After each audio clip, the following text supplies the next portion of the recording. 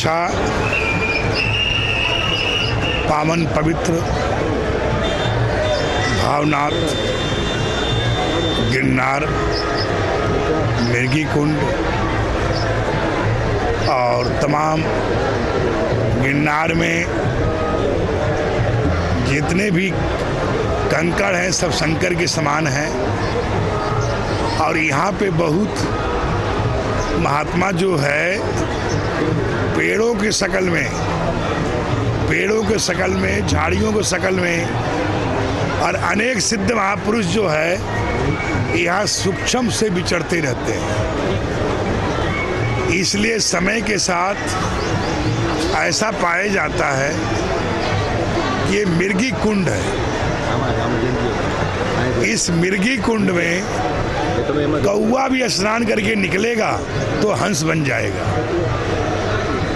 इसलिए इसकी धार्मिक परंपराएं मानता है कि जितने विश्व के लोग आते हैं उन्हें पता है कि एक बार मिर्गी कुंड में स्नान हो गया, मगर सब चीज़ का समय होता है।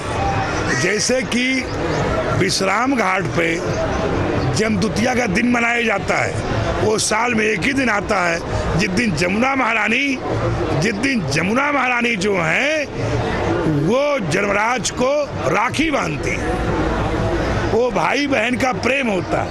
उस समय वरदान दिया गया है कि उस समय जो रात्रि को ठीक 12 बजे स्नान जमुना जी में करेगा और उसको जमराज जो है एक अच्छे धर्मराज के शकल में नजर आएगा, पर उसका भयंकर रूप या पीड़ा उसको नहीं होगी और उसकी सहज से मुक्ति हो जाएगा। तो जमुना ने वरदान मांगा था कि मेरे भाई आप मेरे पास आप आए तो मैं चाहता हूँ कि जो भी कोई मेरे में नहाए, जमुना स्नान करे, उस समय आपका दर्शन उसको नहीं होना चाहिए। जमुना महारानी कहने के बाद जमराज बहुत समय तक सोचता रहा। उसके बाद भगवान महादेव से आराधना किया तो महादेव भावना जैसे भावनाथ है, उस भावना के वशीभूत होकर महादेव ने कहा कि ठीक है, कुछ न कुछ तो बहन को देना पड़ेगा। और ऐसा है, जमुना महारानी की इच्छा है तो जमुना महारानी को आप दीजिए 12 बजे रात को इतना बज के इतना पल पे जो स्नान करेगा उसी को, बाकी नहाने वालों को नहीं।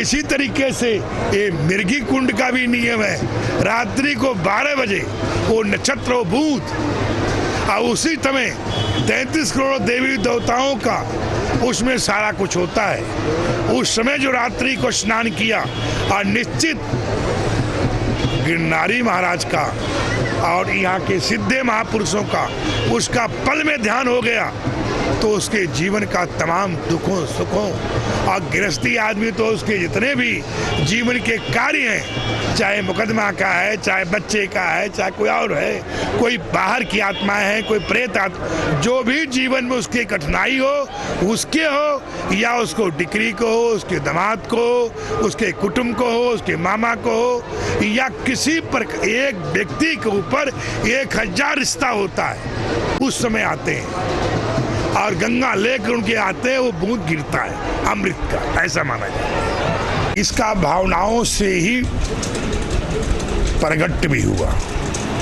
ऐसे तो सारे जितने ज्योतिषलिंग हैं भारतवर्ष में, किसी न किसी या देवता या मनुष्य या गंधर्व या राक्षस या भील कोई जगह भाव से ही प्रकट होते हैं। अगर ये भगवान भावनाथ स्वयं ये जो है एक ऐसी घटना पाई जाती है कि भगवान कार्तिकेय से मिलने के लिए कैलाश से माता पार्वती जगदम्बा रवाना हुई, कहाँ, दक्षिण की तरफ। और दक्षिण तरफ आई तो कैलाश से आने के बाद क्या देखती है कि एक जो है युवा कन्या जो है वो एक लकड़ी लेके जा रही है।